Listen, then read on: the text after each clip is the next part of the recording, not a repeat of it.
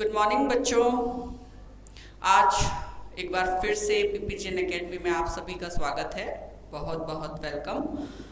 बच्चों, हमारे दो टॉपिक हो गए थे, संज्ञा और सर्वनाम, और विशेषण भी हमारा कंप्लीट हो चुका था। बट हमारे वीडियो के अंदर कोई तकनीकी खराबी होने की वजह से जो विशेषण का जो आधे पोर्शन वाला जो वीडियो है वो हमको पूरा ही हटाना पड़ा। तो इसी विषय पर जो है, टॉपिक पर जो है, आज हम अपनी क्लास को कंटिन्यू करेंगे।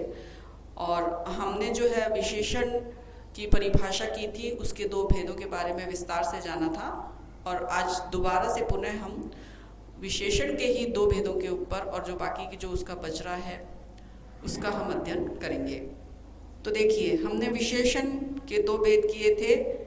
एक तो था गुणवाचक विशेषण और दूसरा था परिमाणवाचक विशेषण। आज हम पढ़ेंगे संख्यावाचक विशेषण के बारे में। तो तीसरा है संख्यावाचक विशेषण।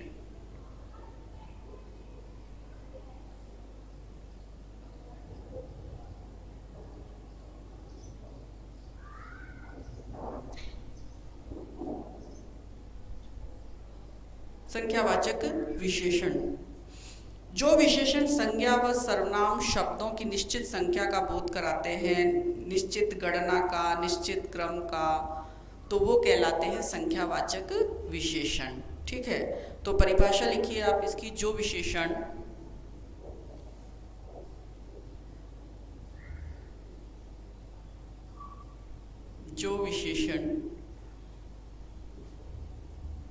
संज्ञा या सर्वनाम शब्दों की निश्चित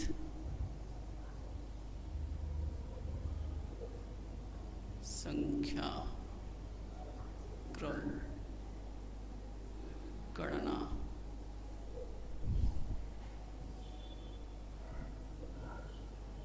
आदि का बोध कराते हैं, वे संख्यावाचक विशेषण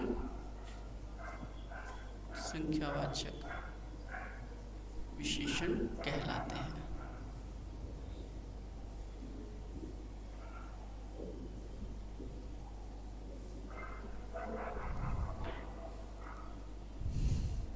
जैसे कि इस कक्षा में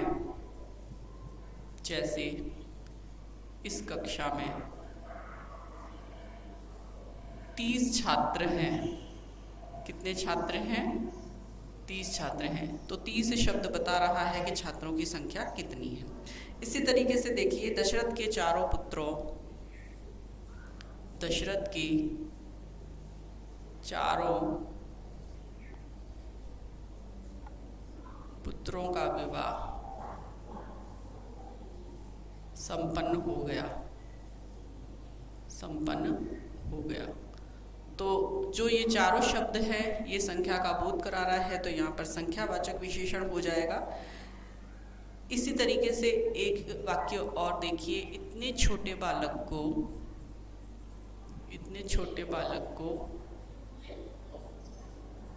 इतने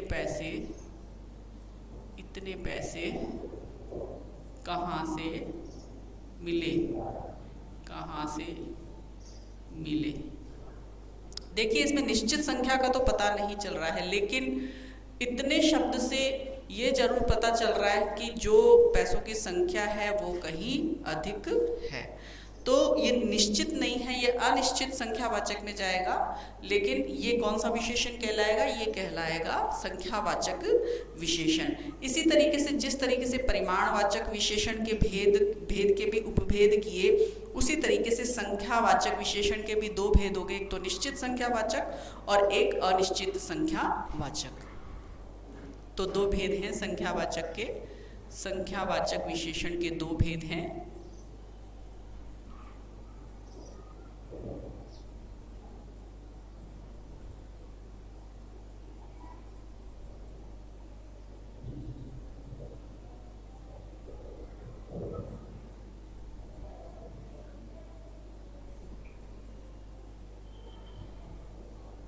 निश्चित संख्यावाचक विशेषण, जिससे कि निश्चित संख्या का, क्रम का, समूह का आदि का पता चलेगा। तो लिखिए इसकी परिभाषा कि जो विशेषण संज्ञा या सर्वनाम की, जो विशेषण संज्ञा या सर्वनाम की, जो विशेषण संज्ञा या सर्वनाम की निश्चित गणना, निश्चित गणना, क्रम, समूह, आवृत्ति, क्रम, समूह, आवृत्ति आदि का बोध कराते हैं, आदि का बोध कराते हैं, वे निश्चित संख्यावाचक विशेषण कहलाते हैं। निश्चित संख्यावाचक विशेषण कहलाते हैं। उसके बाद में है अनिश्चित। अब इसके उदाहरण कर लेते हैं हम एक दो, तो स्पष्ट हो जाएगी ये बात। जैसे अब इसमें क्या है कि जैसे 2 दर्जन कॉपियाँ, 2 दर्जन कॉपियाँ, 2 किलो सेब, ठीक है। तो ये क्या है, 2 दर्जन, 2 किलो, ये निश्चित संख्या को बता रहे हैं। अब संख्यावाचक विशेषण के अंदर हम किस तरीके से ध्यान में रख सकते हैं, तो 1-2 पॉइंट के रूप में आप लिख लीजिए। जैसे गणना के आधार पर अगर आप कौन से शब्दों से पहचानेंगे, क्रम के आधार पर, है ना, तो गणना के आधार पर देखिए, गणना के आधार पर हो जाएगा पूर्ण संख्यावाचक, यानी पूरी तरीके से जो संख्या होगी वो, ठीक है, कितनी भी हो सकती है वो, 1 2 3 शब्दों में लिख लीजिए 1 2 3, या हिंदी की जो गिनती होती है, ये इंग्लिश की है, हिंदी की होती है, शब्दों में जिस तरीके से लिखा जाता है वो, तो वो किस में आ जाएंगे, पूर्ण संख्यावाचक में। फिर उसके बाद में है पूर्ण संख्यावाचक के बाद में अपूर्ण संख्यावाचक, ठीक है, एक पॉइंट तो ये हो गया। दूसरा हो जाएगा अपूर्ण संख्यावाचक। अपूर्ण संख्यावाचक है तो देखिए अपूर्ण संख्यावाचक हो जाएगा तो इसमें शब्द आ जाएंगे जैसे कि आधा, ठीक है, आधा शब्द में भी और ब्रैकेट में ऐसे भी लिख लीजिए, ठीक है, आधा। इसी तरीके से चौथाई, 1/4 शब्द में भी लिख लीजिए और ब्रैकेट में ऐसे भी लिख लीजिए। इसी तरीके से सवा,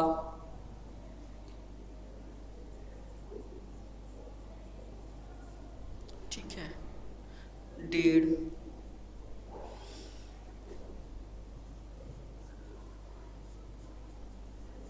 आदि। ये पूर्ण संख्यावाचक हो गए, ये अपूर्ण संख्यावाचक कहलाते हैं। उसके बाद में ये गणना के आधार पर है। उसके बाद में देखिए फिर इसका दूसरा है आवृत्तिवाचक, सॉरी क्रमवाचक, ठीक है। क्रमवाचक में कैसे हो जाएगा, देखिए कैसे शब्द आएंगे क्रमवाचक में आएंगे पहला, दूसरा, जो शाब्दिक बता रही थी मैं आपको, दूसरा गिनती को शब्दों के रूप में लिखना, तो पहला, दूसरा, चौथा आदि।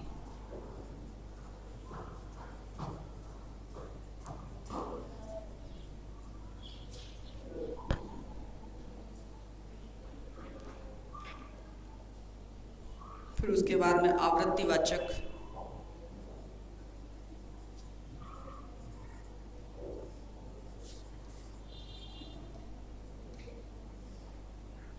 आवृत्तिवाचक में देखिए, आवृत्तिवाचक में आ जाएंगे दुगुना, चौगुना, 5 गुना, इस तरीके से,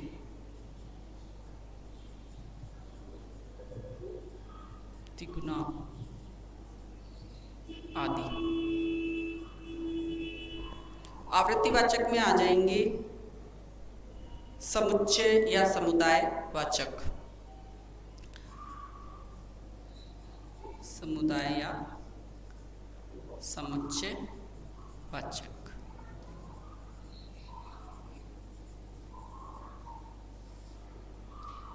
तो देखिए समुदाय और समुच्चय वाचक में कैसे शब्द आएंगे, दोनों, तीनों, चारों, तीनों, चारों, पांचों आदि। ठीक है, और उसके बाद में प्रत्येक वाचक, प्रत्येक यानी कि हर एक के लिए। ठीक है, प्रत्येक वाचक, प्रत्येक वाचक में देखिए हर एक, प्रत्येक, है ना, प्रत्येक, हर एक और प्रति आदि। तो देखो ये है हमारा संख्यावाचक विशेषण। संख्यावाचक विशेषण को दो भेदों में बांटा गया। पहला भेद है निश्चित संख्यावाचक विशेषण, जो कि विशेषण संज्ञा और सर्वनाम की निश्चित गणना का, निश्चित क्रम का, समूह का, आवृत्ति आदि का बोध कराते हैं, उस निश्चित संख्यावाचक विशेषण कहलाते हैं। और इसको और भी ज़्यादा अच्छे से समझने के लिए हमने 5 बिंदु के तौर पर इसको लिख लिया। तो गणना के आधार पर हो गया, क्रम के आधार पर हो गया, आवृत्ति के आधार पर हो गया, समुदाय समुच्चय के आधार पर हो गया और प्रतीकवाचक। ठीक है, तो इस तरीके से ये तो हो गया हमारा संख्यावाचक विशेषण का एक भेद। अब दूसरा भेद करेंगे हम अनिश्चित संख्यावाचक विशेषण। अनिश्चित संख्यावाचक विशेषण परिभाषा वही हो जाएगी, बस उसमें निश्चित की जगह अनिश्चित आ जाएगा कि वे शब्द जो कि संज्ञा और सर्वनाम की अनिश्चित संख्या का बोध कराते हैं। ठीक है ना, अनिश्चित संख्या का, क्रम का, समूह का आदि का बोध कराते हैं, तो वो कहलाते हैं संख्यावाचक विशेषण। तो दूसरा लिखिए आप लोग, अनिश्चित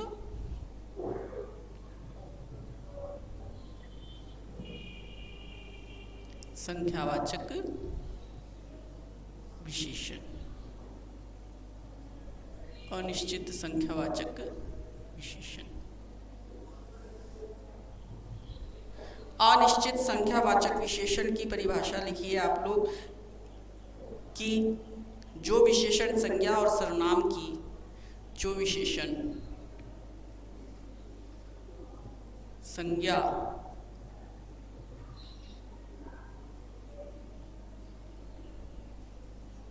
व सर्वनाम की शब्दों की अनिश्चित मात्रा, संख्या, गणना, क्रम, समूह आदि का बोध कराते हैं, समूह आदि का बोध कराते हैं, वे अनिश्चित संख्यावाचक विशेषण कहलाते हैं।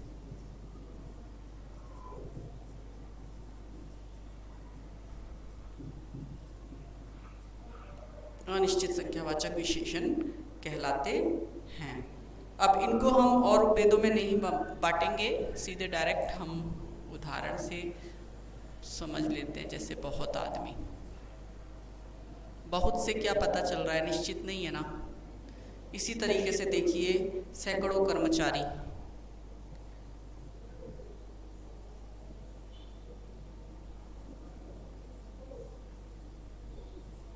ठीक है, और लगभग 200 रुपये।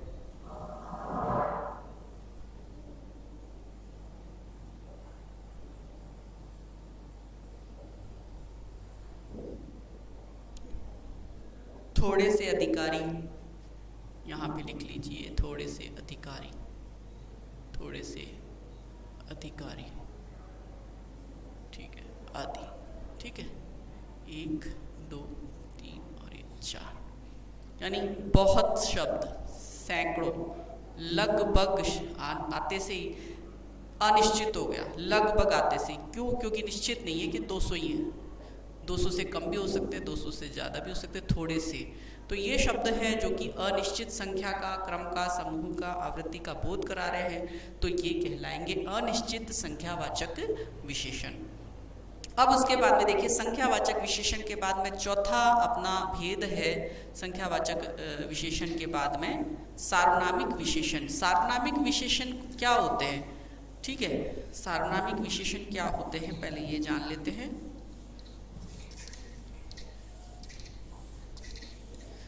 वे शब्द जो कि संज्ञा के आगे लगते हैं और संज्ञा की विशेषता को बताने का काम कर रहे हैं, ठीक है ना। वो शब्द जो कि संज्ञा के आगे लग रहे हैं और संज्ञा की विशेषता को बताने का काम कर रहे हैं, वो सार्वनामिक विशेषण कहे जाते हैं। अगर सही तौर पर इसकी अगर हम परिभाषा देखें तो जो सर्वनाम शब्द विशेषण की भांति किसी संज्ञा के पहले प्रयुक्त होकर संज्ञा की विशेषता को बतलाते हैं, वो सार्वनामिक विशेषण कहलाते हैं। जैसे कि उदाहरण के तौर पर यह लड़का, वे किसान, ठीक है, हम सब शिक्षक आदि। तो जो सर्वनाम शब्द पहले तो लिखेंगे हम, चौथा भेद है ये सार्वनामिक विशेषण। सार्वनामिक विशेषण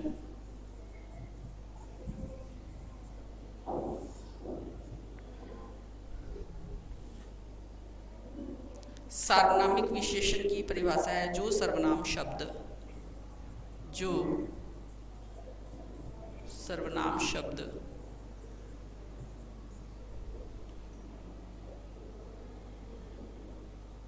विशेषण की भांति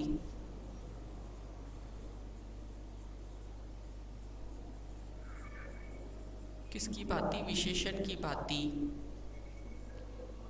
किसी संज्ञा के पहले, किसी संज्ञा के पहले प्रयुक्त होकर, यानी कि लगकर, है ना, प्रयुक्त होकर संज्ञा की विशेषता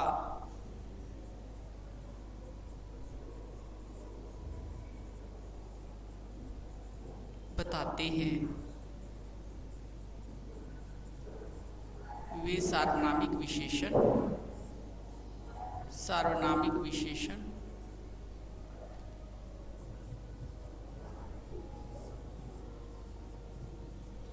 कहलाते हैं, सार्वनामिक विशेषण कहलाते हैं।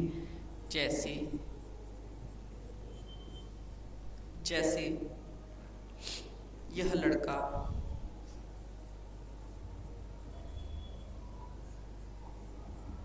ठीक है,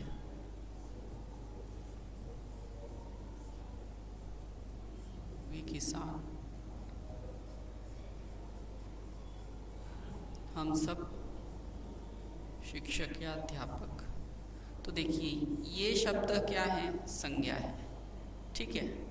कौन सी संज्ञा है ये भी आप पहचान गए होंगे, जातिवाचक संज्ञा है, ठीक है।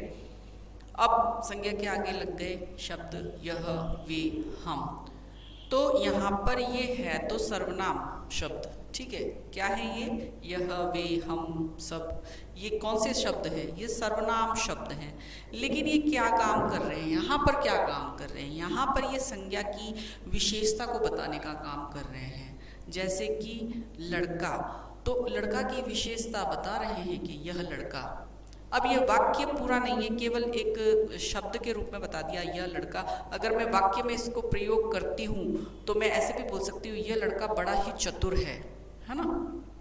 तो यह लड़का, तो यह जो सर्वनाम है यहाँ पर इस संज्ञा शब्द की विशेषता बताने का काम कर रहा है, इसलिए ये क्या कहलाएगा, सार्वनामिक विशेषण कहलाएगा, ठीक है। दोबारा से रिपीट कर देती हूँ, देखिए दोबारा से, जो सर्वनाम शब्द यह, वे, हम सब, ये क्या है, सर्वनाम शब्द है, लेकिन ये शब्द यहाँ पर संज्ञा की विशेषता बताने का काम कर रहे हैं।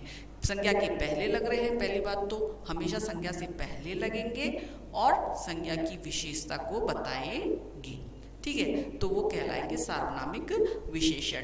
अब इनको भी कुछ भागों में बांटा गया है, जैसे कि निश्चयवाचक सार्वनामिक विशेषण, अनिश्चयवाचक सार्वनामिक विशेषण, संबंधवाचक सार्वनामिक विशेषण, प्रश्नवाचक सार्वनामिक विशेषण। तो ये 4 भेदों में इसको बांट दिया गया है। तो इसको आप यहाँ पर बना लीजिए, इसको आपको समझने में आसानी रहेगी। इस तरीके से जब हम पढ़ते हैं तो बहुत स्पष्ट हो जाती हैं बातें और ज़्यादा दिक्कत नहीं आती है। तो पहले तो निश्चय सार्वनामिक विशेषण, निश्चयवाचक है ना, निश्चयवाचक, इसको संकेतवाचक भी बोलते हैं। क्या बोलते हैं इसको? संकेतवाचक भी बोलते हैं। तो आप स्लैश करके या कॉमा लगा के, जिस भी तरीके से स्लैश ऐसे लगा के और लिख लीजिए, निश्चयवाचक संकेतवाचक सार्वनामिक विशेषण। ठीक है, पहला तो हो गया ये। उसके बाद में है अनिश्चयवाचक, अनिश्चयवाचक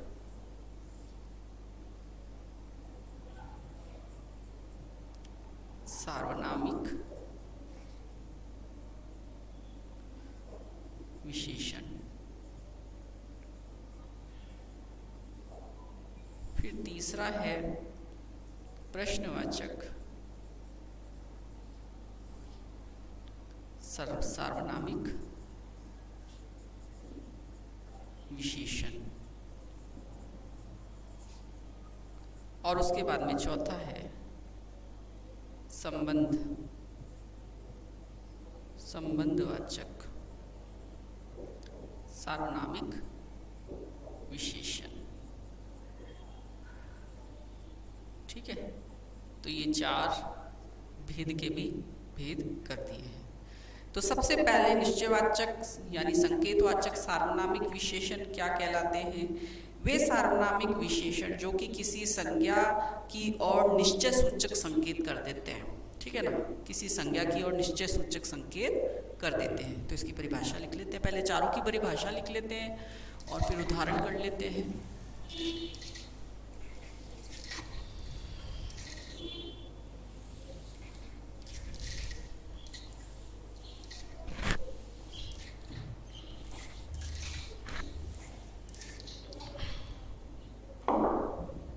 संकेतवाचक या निश्चयवाचक सार्वनामिक विशेषण। पहला हो गया निश्चयवाचक या संकेतवाचक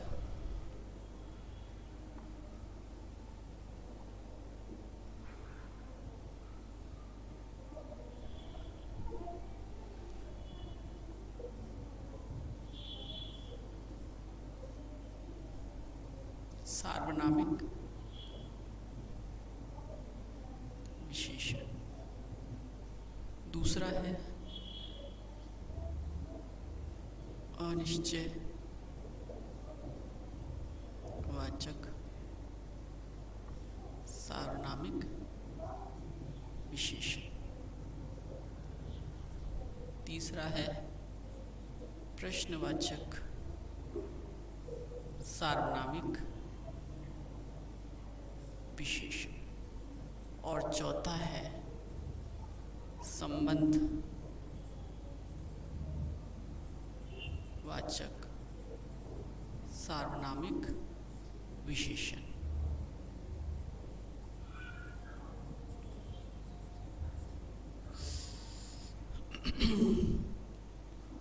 तो निश्चयवाचक संकेतवाचक सार्वनामिक विशेषण वे सार्वनामिक विशेषण, वे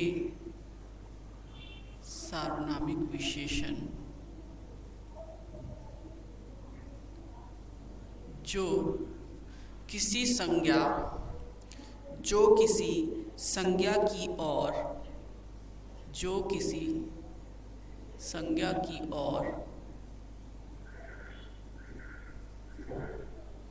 निश्चय सूचक संकेत करते हैं, इशारा करते हैं। ठीक है, वे निश्चयवाचक सार्वनामिक विशेषण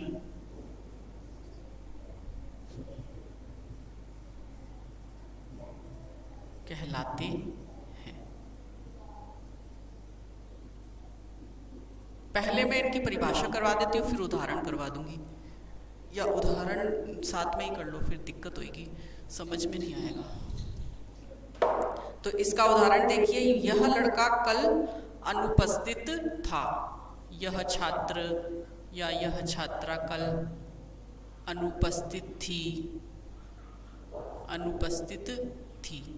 तो यहाँ पर जो ये सर्वनाम शब्द है यह, ठीक है, ये जो छात्रा आया है, ठीक है, संज्ञा, तो इस संज्ञा के आगे प्रयुक्त हो रहा है, और यहाँ पर ये इशारा कर रहा है कि ये ही वो लड़की है, यही वह छात्रा है जो कि कल नहीं आई थी क्लास में, ठीक है ना, स्पष्ट तौर पे यहाँ पर बता रहा है, ठीक है ना, अर्थ बिल्कुल स्पष्ट हो जाता है। इसी तरीके से दूसरा उदाहरण देखिए, वह भवन श्री राम सिंह का है, श्री राम सिंह का है, ठीक है। तो देखिए भवन किसका है, श्री राम सिंह का, स्पष्ट पता चल रहा है, क्योंकि ये जो शब्द है सर्वनाम जो है, ये सर्वनाम इशारा कर रहा है, संकेत कर रहा है कि ये भवन किसका है, श्री राम सिंह का है। इसी तरीके से और देखिए,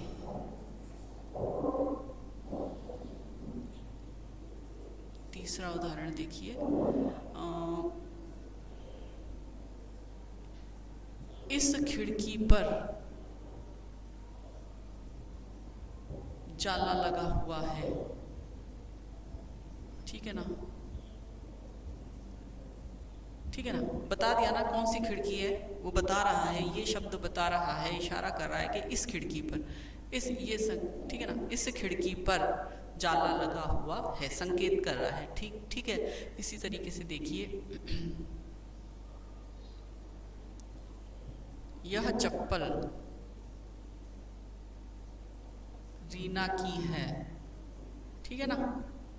तो देखिए यह जो सर्वनाम है ये इशारा कर रहा है कि यह जो वस्तु है, जो ये संज्ञा है, ठीक है ना, संज्ञा के आगे लग रहा है, इशारा कर रहा है कि ये किसकी है वस्तु, ये चप्पल जो है रीना की है। तो बिल्कुल निश्चित है, यहाँ पर कुछ भी अनिश्चय की स्थिति नहीं है, बिल्कुल स्पष्ट है। तो ये आ गया निश्चयवाचक, संकेतवाचक, सार्वनामिक विशेषण। उसके बाद में दूसरा था देखो, अनिश्चयवाचक, है ना, अनिश्चयवाचक।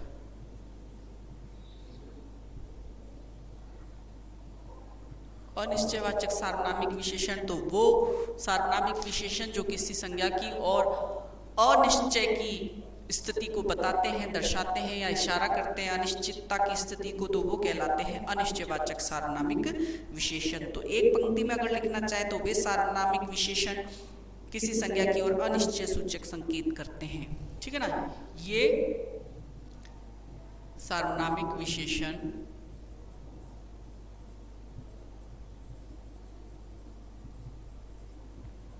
संज्ञा की ओर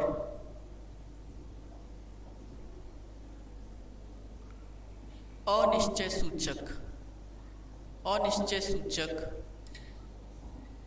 संकेत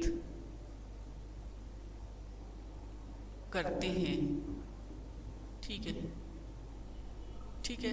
ये बस यहाँ पे खत्म हो गई बात हमारी। अगर हम लिखते कि ये सार्वनामिक विशेषण, वो सार्वनामिक विशेषण जो संज्ञा की ओर अनिश्चय सूचक संकेत करते हैं, देखिए ये और यानी तरफ, ओके, उसकी तरफ इशारा करके, तो और अनिश्चय सूचक संकेत करते हैं, तो वो सार्वनामिक अनिश्चय सूचक वाचक सार्वनामिक विशेषण कहलाते हैं।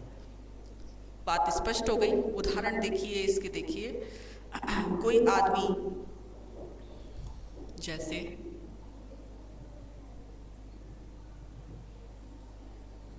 कोई आदमी बगीचे में बैठा है।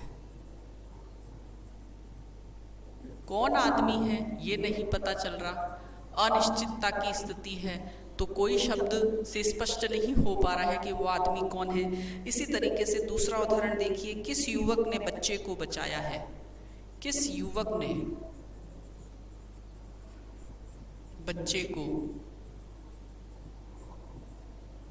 बचाया है, ठीक है। किस युवक ने, युवक का भी स्पष्ट नहीं हो पा रहा। इसी तरीके से कौन से छात्र ने कक्षा में शरारत की, कौन से छात्र ने कक्षा में शरारत की। अनिश्चितता की स्थिति है तो यहाँ पर कौन सा सार्वनामिक विशेषण है, अनिश्चयवाचक सार्वनामिक विशेषण।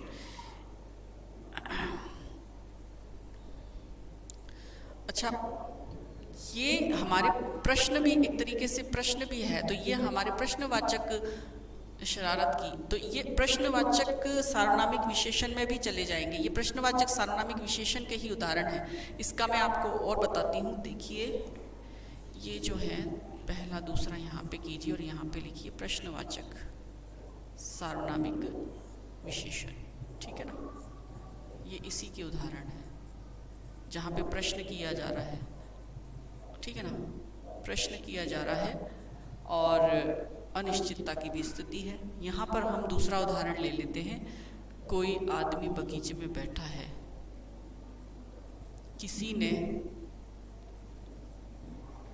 प्लेट तोड़ दी, ठीक है ना। यहाँ पे प्रश्न नहीं है, देखिए किसी ने प्लेट तोड़ दी। जब प्रश्न किया जाएगा और अनिश्चितता की स्थिति है तो वहाँ पर तो प्रश्नवाचक सार्वनामिक विशेषण होगा, परंतु जहाँ पर इस प्रश्न नहीं है, प्रश्न का बोध नहीं हो रहा है, लेकिन अनिश्चितता की स्थिति है, तो वहाँ पर क्या हो जाएगा, अनिश्चयवाचक सार्वनामिक विशेषण। किसी ने प्लेट तोड़ दी, प्लेट किसने तोड़ी ये नहीं पता है, लेकिन किसी ने तोड़ी है, ठीक है ना, शब्द से पता चल रहा है। अब प्रश्नवाचक सार्वनामिक विशेषण की परिभाषा लिख लीजिए। उदाहरण तो यहाँ पे मैंने आपको करवा दिए, इसकी परिभाषा ये हो जाएगी। देखिए, वे सार्वनामिक विशेषण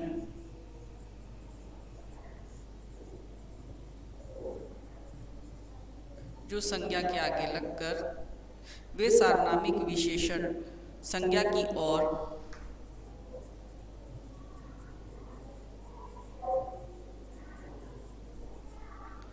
की ओर प्रश्नात्मक संकेत करते हैं, प्रश्नात्मक संकेत करते हैं। जैसे मैंने आपको यहाँ पे, ये दोनों है प्रश्नवाचक के ही एग्जाम्पल है। उसके बाद में चौथा देखिए, ये तीसरा हो गया। अब ये है फोर्थ, 4 नंबर का संबंधवाचक सार्वनामिक विशेषण। संबंधवाचक सार्वनामिक विशेषण।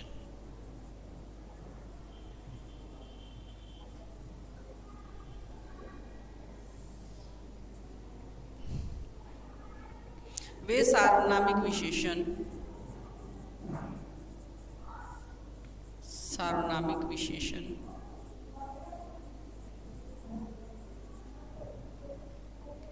एक संज्ञा शब्द का वाक्य में, एक संज्ञा शब्द का वाक्य में प्रयुक्त दूसरे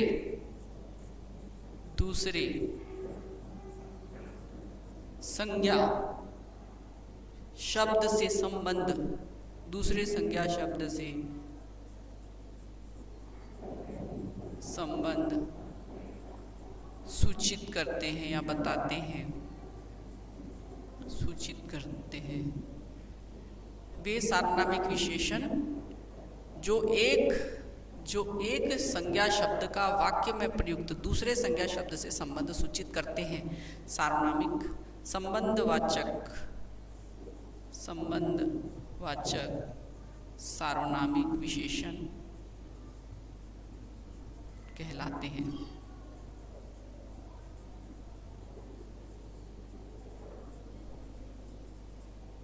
जैसे उदाहरण,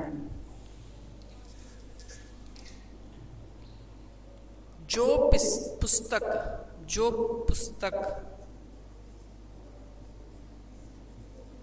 तुमको मिली जो पुस्तक तुमको मिली वह नीरज की है। नीरज की है यानी एक संज्ञा शब्द का दूसरे संज्ञा शब्द से संबंध स्थापित कर रहे हैं। तो जो पुस्तक तुमको मिली वह नीरज की है। इसी तरीके से देखिए, जिस लड़के ने, तो यहाँ पे जो और वह ये संबंध स्थापित करने का काम कर रहे हैं, तो ये संबंधवाचक सार्वनामिक विशेषण कहलाएंगे। इसी तरीके से देखिए, जिस लड़के ने फूल तोड़े हैं वह गेट पर खड़ा है। जिस लड़के ने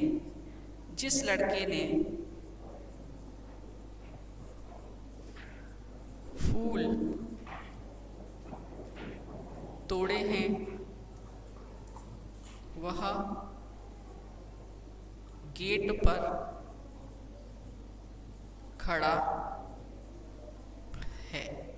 ठीक है, तो जिस और वह ये दोनों सर्वनाम जो शब्द हैं, ये दोनों संज्ञा शब्दों के बीच में संबंध का इशारा कर रहे हैं।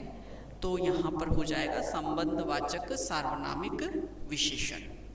ठीक है, तो ये तो हो गए आपके विशेषण के चारों भेदों की परिभाषाएं और उनके भी जो उपभेद हैं उनकी परिभाषा।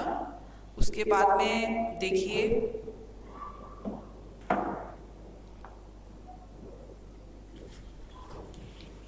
आपके इस टॉपिक के अंदर जो है विशेषण की 3 अवस्थाओं के बारे में भी मतलब आपको बताना जरूरी है। मूल अवस्था, उत्तर अवस्था, उत्तम अवस्था। तो वो कौन कौन से शब्द उत्तर अवस्था में आएंगे, कौन से उत्तम अवस्था में आएंगे, ये आपको लिखवाने पड़ेंगे। और उसके अलावा प्रविशेषण किसे कहते हैं, प्रविशेषण के बारे में जानकारी, कौन से प्रविशेषण होते हैं, तो वो नेक्स्ट क्लास होगी, उसमें तब आपको जानकारी दे दी जाएगी। और आज के लिए इस क्लास को हम यहीं पर समाप्त करते हैं। अगली क्लास में दोबारा मिलेंगे। Good bye.